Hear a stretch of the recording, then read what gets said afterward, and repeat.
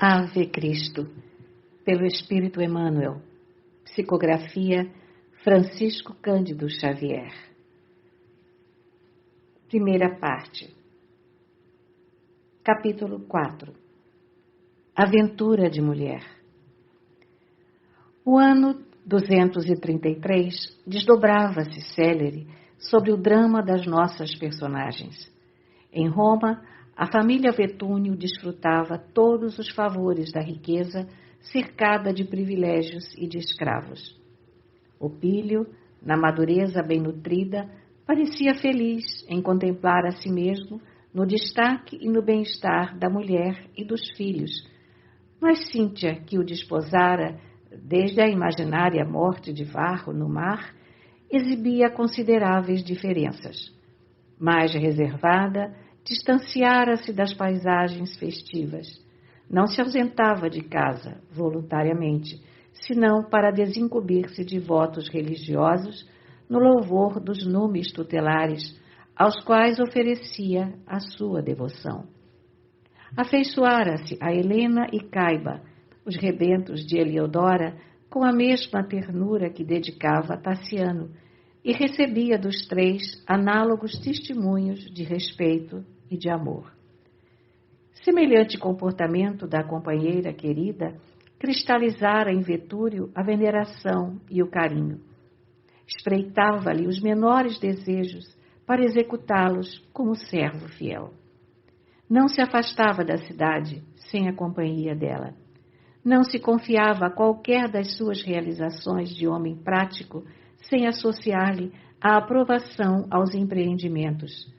E não obstante romano de sua época, com todos os delitos ocultos e vulgares numa sociedade em decadência, constituía para Cíntia um amigo leal, procurando entendê-la e auxiliá-la nos mais íntimos pensamentos. Entre os jovens, todavia, a situação era diversa. Helena, com a formosura grega dos 17 anos, primava pelos prazeres da vida social, entregando-se inveteradamente aos jogos e distrações, sem qualquer apego a virtudes domésticas.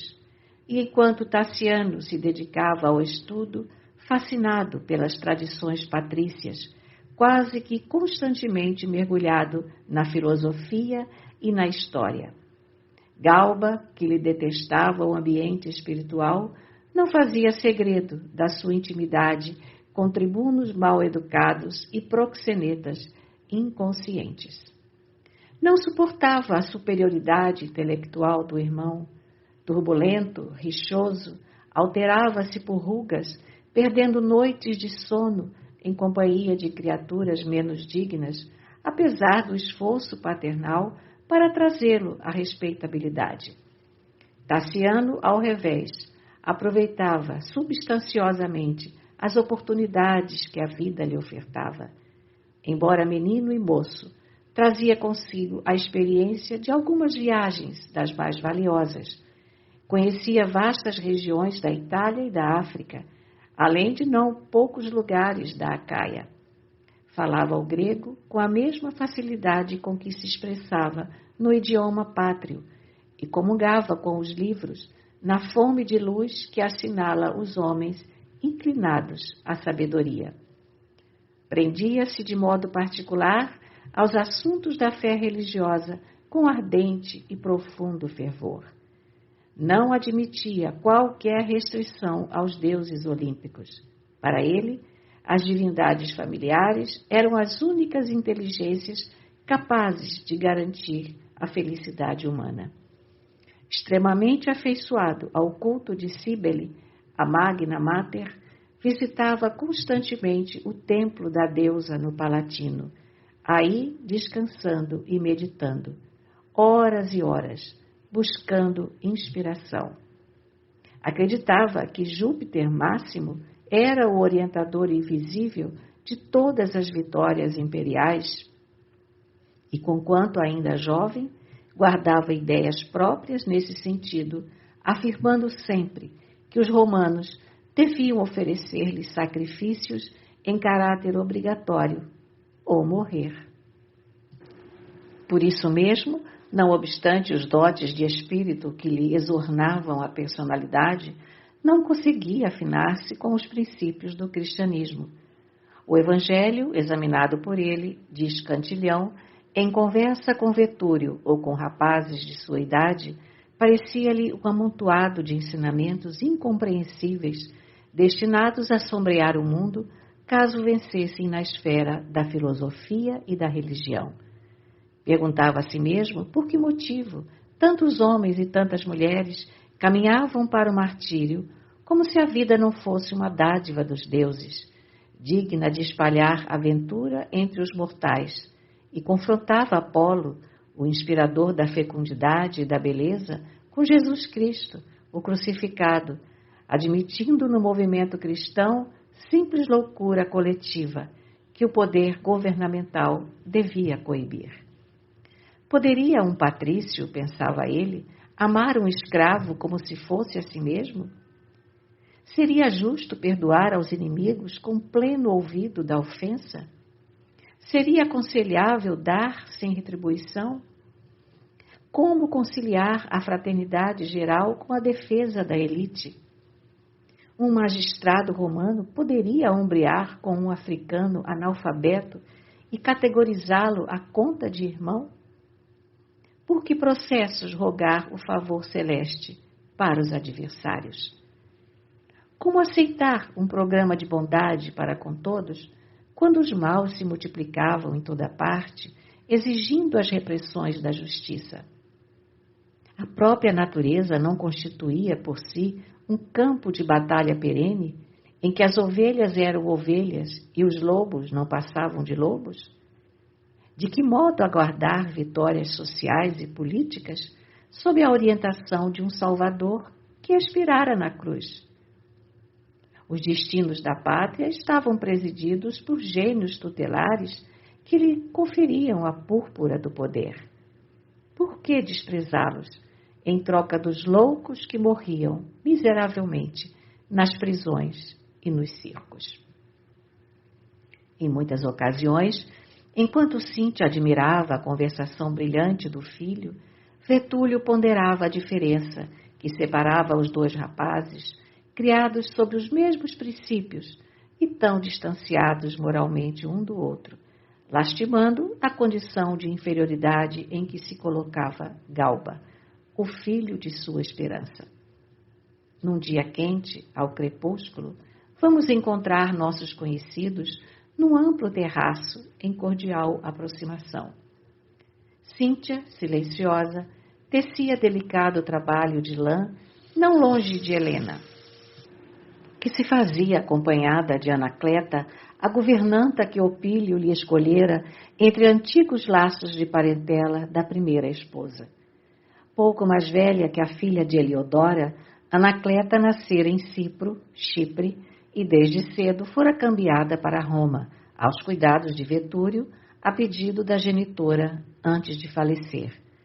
Órfã, a menina crescera sob a proteção de Cíntia, fazendo companhia à enteada que lhe devotava profunda afeição.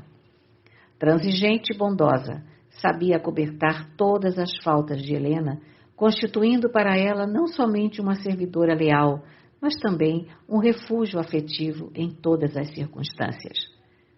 Enquanto as duas moças conversavam, algo apreensivas perto de Cíntia, que parecia exclusivamente interessada no trabalho do fio, em outro ângulo, Vetúrio e os rapazes entendiam-se animadamente. A palestra versava sobre os problemas sociais com visível entusiasmo de Tassiano e indisfarçável retraimento de Galba. Concordo em que a luta iniciada há mais de 100 anos, comentava Opílio, terminara naturalmente pela vitória do patriciado. Tenho grande confiança em Alexandre, reconhecido como protótipo de prudência e justiça. Contudo, observou Tassiano, tocado de juvenil indignação, o imperador tem a família infestada de mulheres nazarenas. Pelo lado materno, está cercado de senhoras dementadas que não se envergonham de receber instruções religiosas de vagabundos da Ásia. A morte de Ulpiano, sem nenhuma providência disciplinar, lhe revela o caráter enfermiço. É fraco e indeciso, pode ser um padrão de virtudes individuais, mas não mostra aptidão para comandar a nossa vida política. Sorriu, algo sarcástico, e anotou: quando a cabeça é frágil, não vale o corpo forte. É provável que a razão esteja contigo, tornou Opílio bem-humorado. Entretanto, hás de convir que o governo não dorme. Não temos tido espetáculos punitivos, mas a perseguição metódica vem sendo levada a efeito em moldes legais. A morte de Calixto, por exemplo. Quem era Calixto, senão um escravo fora da lei? Realmente, concordou Vetúrio, não podemos comparar um servidor de Carpóforo aos magistrados do Império. A perda de Ulpiano é irreparável. Mas que temos nós com a vida alheia? Atalhou Galba enfadado.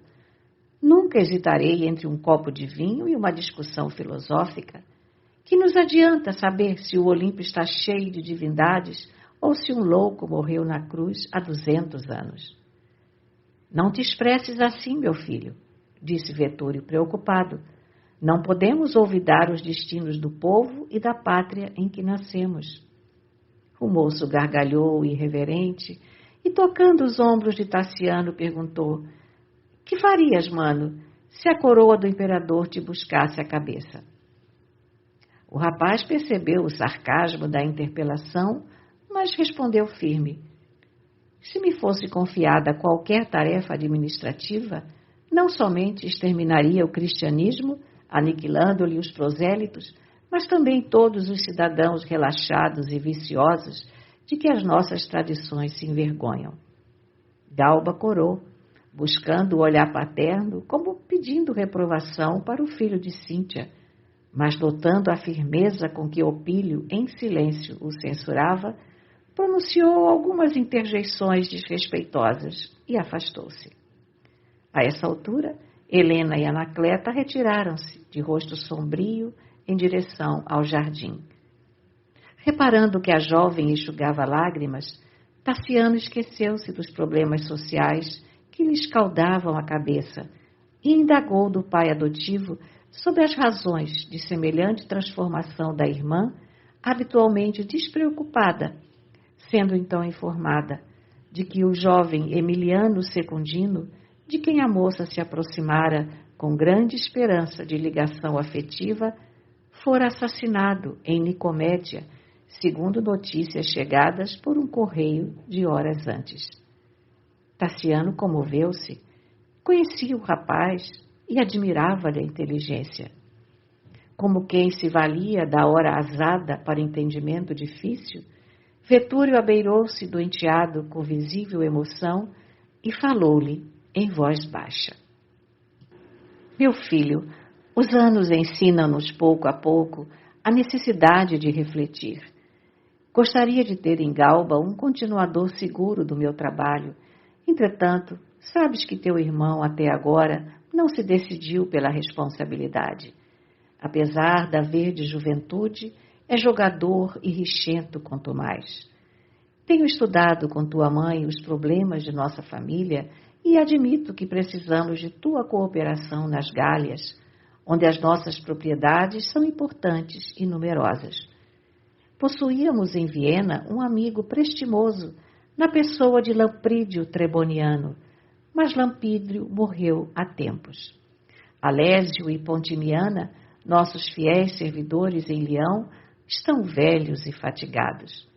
Perguntam incessantemente por ti e aguardam-te a presença, a fim de que sejas ali o meu representante legal. Opílio fez ligeiro intervalo, verificando o efeito de suas palavras, e interrogou: concordarias em seguir ao encontro da preservação de nosso patrimônio provincial?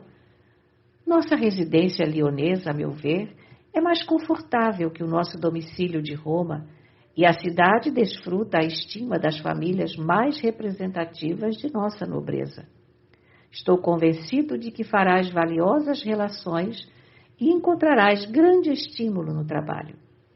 Nossas terras produzem regularmente, mas não devemos relegá-las ao abandono. O rapaz mostrou-se satisfeito e observou. Várias vezes minha mãe me tem falado sobre essa transferência. Estou pronto a obedecer. O senhor é meu pai. Vetúrio sorriu, confortado, e aduziu.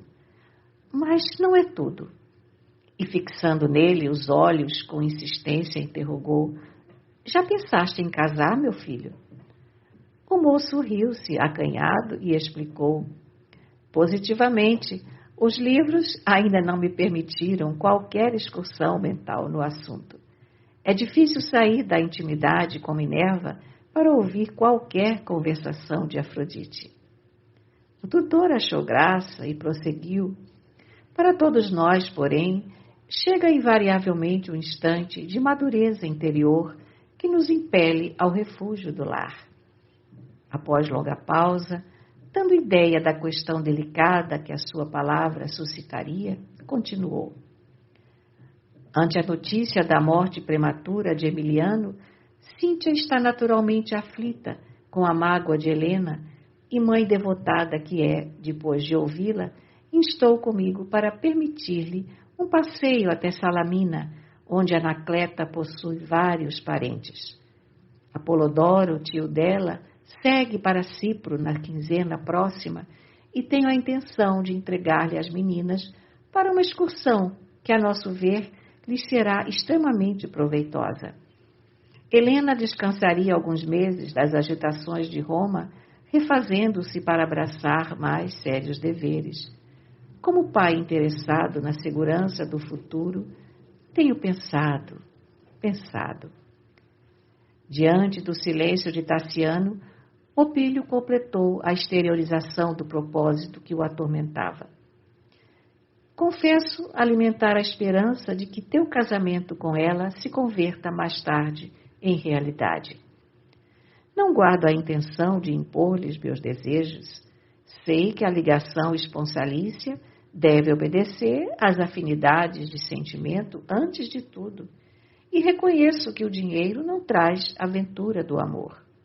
Entretanto, nossa tranquilidade seria perfeita se pudéssemos conservar nossas possibilidades financeiras e territoriais tão sólidas amanhã quanto hoje.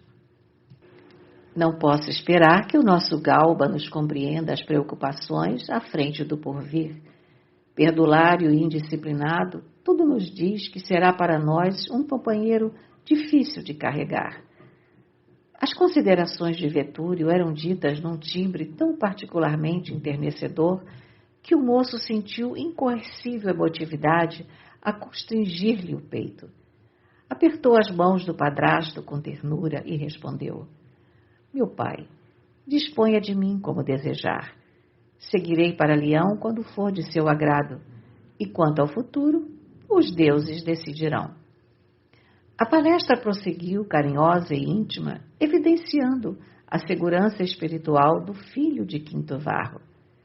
Mas, em gracioso caramanchão do pátio florido, a posição da filha de Heliodora revelava-se diferente.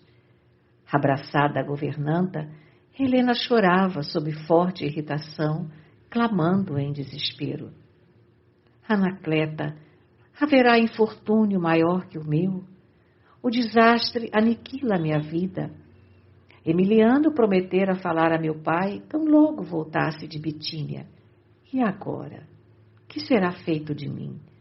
Estávamos comprometidos faz mais de 3 meses. Sabes que a nossa união secreta devia ser consagrada pelo matrimônio. Ó deuses imortais, compadecei-vos de meu amargo destino. A moça cipriota afagava-lhe os lindos cabelos que dourada rede enfeitava e dizia maternal: Acalma-te, o valor é qualidade para as grandes horas. Nem tudo está perdido. Já nos entendemos com tua mãe acerca das tuas necessidades de medicação e repouso. Tio Apolodoro está de viagem para a ilha. Conseguiremos a permissão de teu pai e seguiremos com ele. Lá tudo será fácil. Esperaremos com relativo descanso aquilo que os deuses nos reservam. Tenho bons amigos em minha terra. Escravas fiéis auxiliar-nos-ão em segredo. Não temas. A jovem, contudo, voluntariosa e rebelde, objetava inquieta. Como suportar a expectativa de tantos meses? Concordo com a viagem como expediente de último recurso. Remiliano não podia morrer. Que sugeres, então? Indagou Anacleta aflita. Procuremos Orósio. Ele deve conhecer algum remédio que me liberte. O feiticeiro? Sim, ele mesmo. Não posso entregar-me à maternidade com escândalo público. Meu pai nunca me perdoaria. A governanta, que lhe conhecia a luta interior, tentou apaziguar-lhe a alma opressa. A menina, porém, a recriminar-se em pranto, só muito tarde se recolheu aos aposentos particulares, não conseguindo a bênção do sono. Noite inteira suspirou e chorou, atribulada. Embora relutando, Anacleta conduziu-a pela manhã à residência de Orósio, um velho de vil aparência que se escondia em miserável casebre do velabro. Encarquilhado entre pilhas de raízes e vasos diversos, transbordantes de tisanas de odor desagradável, recebeu as visitantes procurando sorrir. Helena, que se ocultava com nome suposto, tentou explicar a razão que as trazia.